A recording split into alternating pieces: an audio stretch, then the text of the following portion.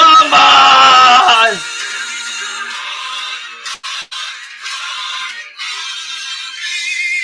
So, sorry about that. I'll probably get copyrighted for that. But anyway, yes, I ran the 10K yesterday and I've won a medal. Something Liverpool fans or Liverpool players won't have around their necks this season.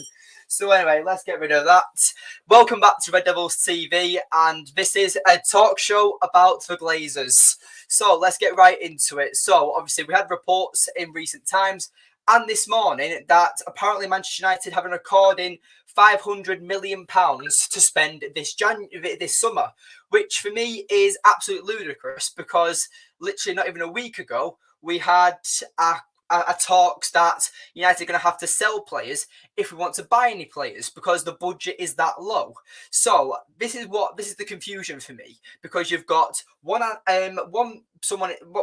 journalist talking about we have to sell to buy, and one journalist talking about we have 500 million to spend. We're going to go to Harry Kane, Victor Osihmen, Dusan Vlahovic, Frankie de Jong, Kim Min-jae, all these big names. But then you've got another guy talking about how we have to sell to buy. So this is a massive confusion, and this is why the title is called Sell to Buy or 500 million transfer budget. Which is it? So with this stream, we're just going to quickly analyse about who's lying and who has the more credible source. So it's just a bit of a quick stream, but I want it to be live and interactive. So whoever's watching this stream, please stay tuned, have your say in the comments, and let's just get right into the stream.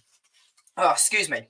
So anyway, so with the first one, Sell to Buy, Laurie Litwell is the more credible source, and also Fabrizio Romano have both confirmed this. So with these guys, it's very credible that with this, it seems that Sell to Buy, and for me, it's also the most realistic option, because for me, I feel like that we have to sell to buy, because look at January, for example. The Glazers are still in power. And we look at January, for example. Yes, what happened? We signed Weghorst after Ronaldo left. We signed Sabitzer on loan, and we signed Jack Butland. We didn't sign any players. So realistically, loan players, if United want to get a lot of signings in the summer, which is what we need to increase our squad depth, then we need to explore the free transfer marketplace. And if you'd like to see a video of that, talking about the best free transfers that United can sign, I'll make a video on that this week. Just let me know in the comments down below. Anyway, let's see who's here. Simon Davis, let's have a look. It's a very good point. How do we shift through obviously information correctly?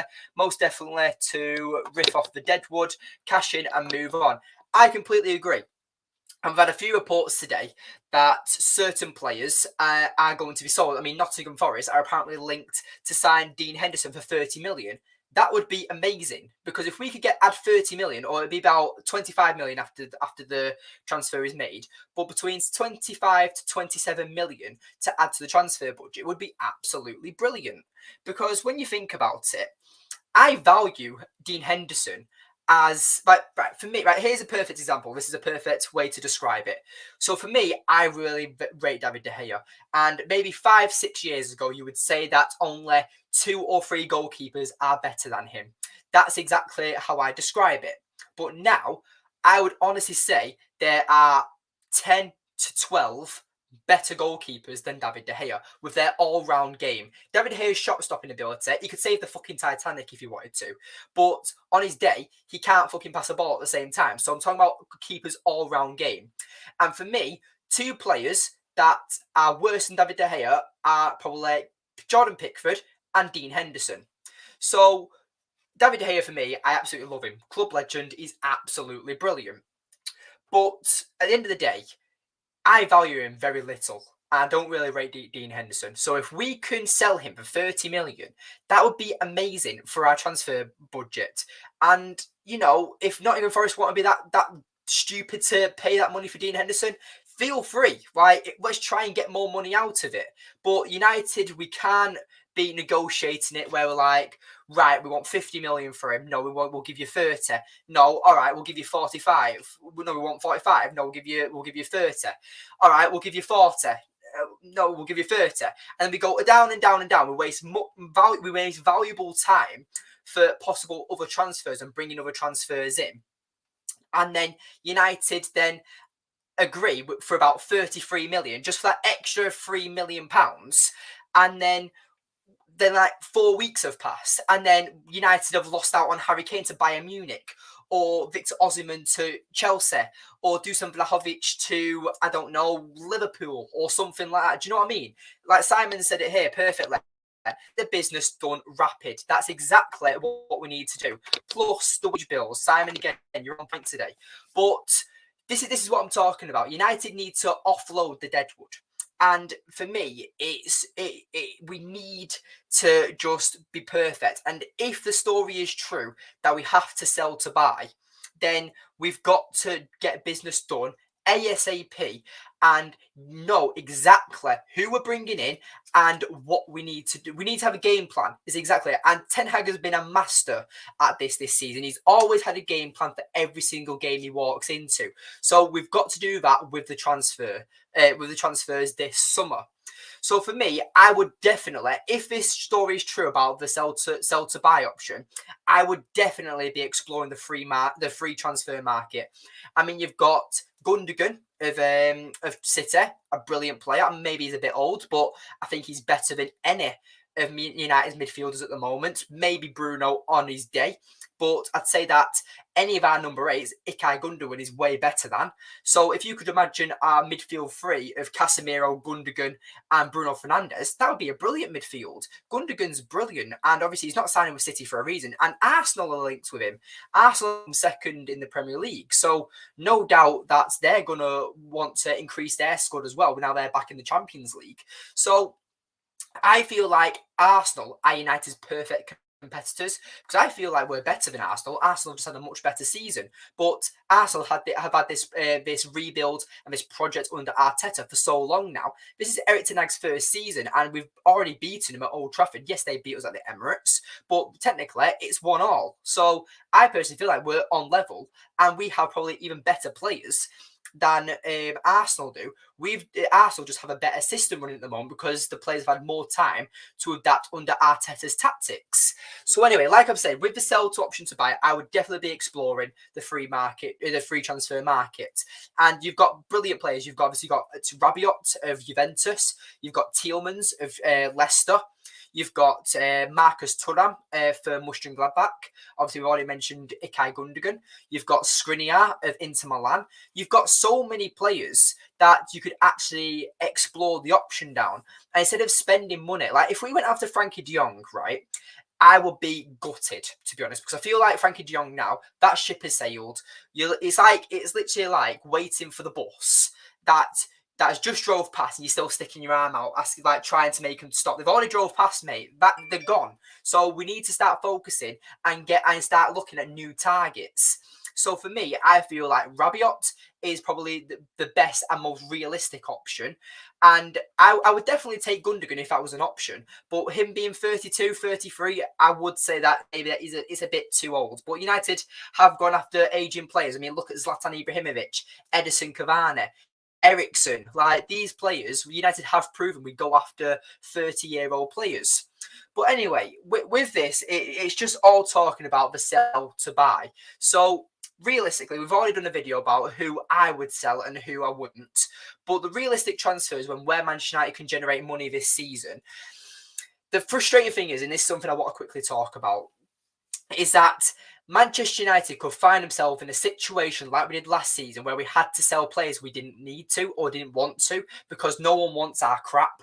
Because when you think about it, James Garner had a brilliant loan spell at Nottingham Forest when he was in the Championship, and we sold him to Everton because he was the only player we could actually generate money for. And we've tried to sell Maguire, we tried to sell Wan-Bissaka, nobody wanted them. But guess what? We stuck with them and sold a player that I personally feel like would have made us 10 times better. Could you imagine if bringing in James Garner, when Casemiro was suspended this season? I feel like we wouldn't have dropped as many points as we have. And I feel like we would have been better away from home because we would have had that extra defensive cover. And he would have been a brilliant understudy to Casemiro. James Garner was a very underrated youth player, and yes, we cashed in on him and got money for him because he was the only player we could actually generate money from.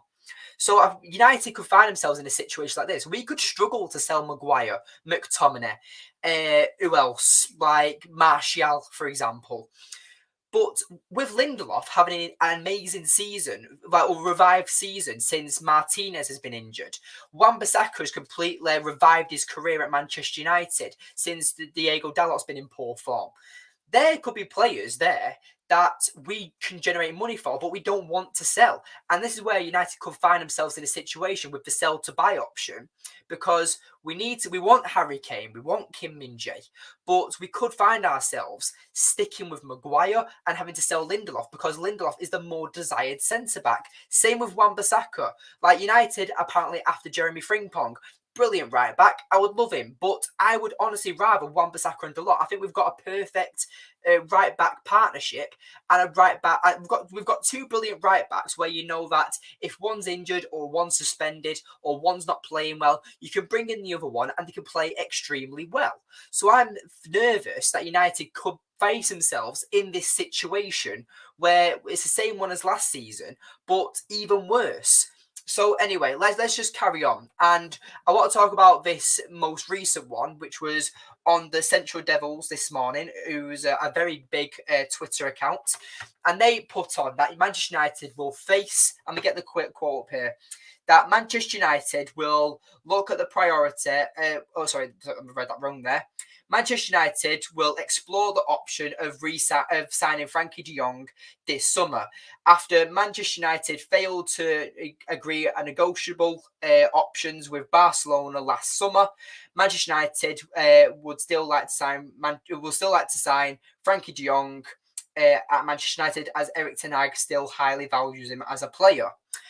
And then underneath it says that with a possible of 500 million to spend this summer, Manchester United could get his signature. What do I have to say on that? Central Devils are an amazing Twitter account, and they normally don't tweet bullshit. So they've mentioned that there, talking about Manchester United could have an insane transfer budget this summer. But I'm going to guess, because I'm not going to get excited here, I'm going to guess that's only if the sale happens. And I'm going to be realistic here. I'm not going to be like, oh my God, we have 500 million to spend this transfer window. I don't believe that, because what I do believe is that this is him tweeting, or her, whoever runs the account. This is them tweeting that if the sale does go through, Man United will have a lot of money to spend in the summer. And that will probably be the case. And if the Glazers are still in charge, I would not be surprised if they do end up spending some money, but it'll only be money that the club generates. It won't be from their own pocket, because they haven't done that for the last 17 years. So for me, I personally feel like the way this summer's going to go is that the Glazers are probably going to rinse it dry, and then probably after the last game of the season this Sunday, and between Sunday and I'd say before the June 3rd, which is before the FA Cup final, I can guarantee. I personally feel like that's where all the big rumours will come out. That's where we'll hear the likes of, Qatar are back in for Manchester United. Oh, the Glazers are considering Qatar's option. Sir Jim Ratcliffe is back leading the race. Crap like that. So for me, I personally feel like the way it's going to go down is that Manchester United are going to have a very... Well, Manchester United fans, as myself included, we're all going to experience a very weird transfer window. And it's going to be one of the two, especially from what I've titled this. It's either going to be sell to buy, where we have to sell the players first, or we're going to have an insane transfer budget where we do sell some players, but we bring in a lot of quality players. And I would not be surprised on that. But for me, it's just hard to talk about, because it's just talking to the unknown. You don't know what's going to happen. But at the end of the day, it all falls down to the Glazers.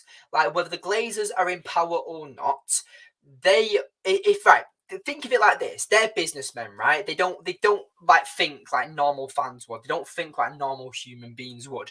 All they think about is green. That's all they think about. So realistically, I don't understand, right, why they wouldn't invest into Manchester United whilst trying to sell the club and actually increase the value of the club instead of leaving it an absolute shithole. Like, leave the debt if you want to. The new owners will pay off that. I know the Qataris will pay off that. But if they say, let's say, dig deep in their pockets and sign Harry Kane, right, and maybe they sign Kim Min-jae, maybe they can then say, right, United now have a world-class starting 11. You're going to have to pay a bit more. But the Glazers are incompetent. They're weirdos, and I don't like them. And I'm trying to be as PG as possible. But, they're frustrating owners. They're just selfish. That's exactly what they are. They're just selfish. And at the end of the day, how do United fans resolve this? But considering United fans have been patient for the last 17 years under the ownership of the Glazers, I personally feel like that United fans are at the point now where we just want it to get done now. Well, I can only speak for myself, but I'm at the point now where all I want is the sale to be done. I would rather the Qataris be the new United owners. But at the same time, I'm that bored of getting daily notifications on Twitter saying, ooh, the Glazers are still considering it. Ooh, the Glazers, Sir Jim Ratcliffe favours the race. Oh, the Qataris are now increasing their bid. It happens every single day and it's boring. Glazers, I don't know why they're running out. It's literally like, right, you've got Sir Jim Ratcliffe and the Qataris running in a 100-meter sprint. What they thought they're going a 100-meter sprint to try and get to that finish line to win the race, right? But the Glazers are there. Joel Glazer and Avram Glazer, they're there with the red ribbon, ready for someone to pass it, but they're running alongside it, making the distance further and further and further. And eventually, Sir Jim Ratcliffe and the Qataris have ran 10 kilometres, which I did yesterday, which is a big achievement for me. Not just going to say, just going to throw it out there.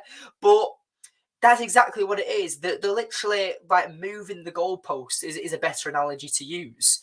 And it's frustrating and draining at this point. And I just want the Glazers to go at this point. I've been Glazers out since I can remember. And at the end of the day, United fans, we need to be patient. But the Glazers at the same time, they need to hurry the fuck up. And that's me being as PG as possible. There's no way you can be PG about that. They need to hurry up. We need to make a decision. Yes to Ratcliffe or yes to the Qataris. Because realistically, let's actually review, right? Let me find the page. 1 second. Here it is. So this is a show that we did about 2 or 3 weeks ago now. And I've got the stats here, right? That Sir Jim Ratcliffe's bid is worth more money over time, but the Qataris pay more upfront from the get-go.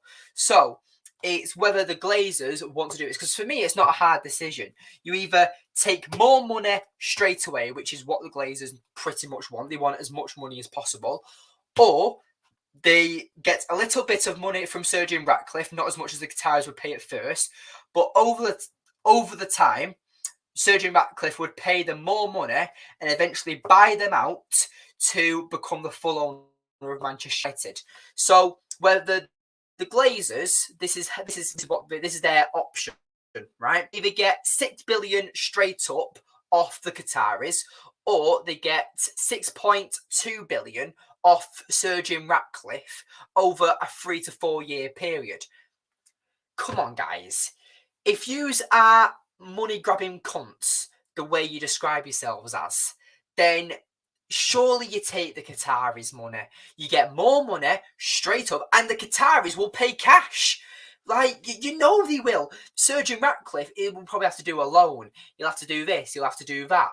It's literally like when you lend your mate a tenner and be like, oh yeah, I'll give it you back Friday on payday. Saturday rolls around. Yeah, mate, you got that tenner? Nope. I'm waiting till next payday, which is Friday.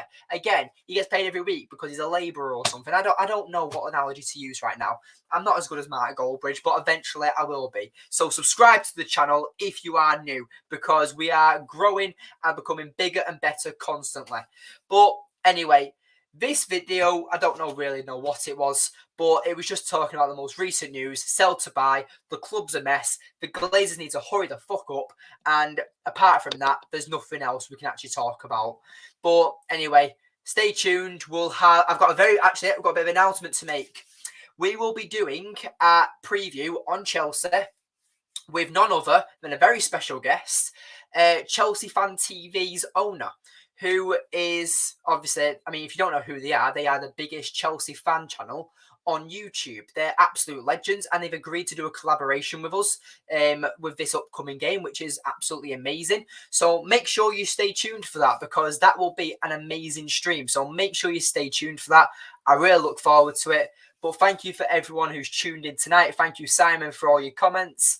And anyway, thank you for watching, and I'll see you all very, very soon. But yes, fine.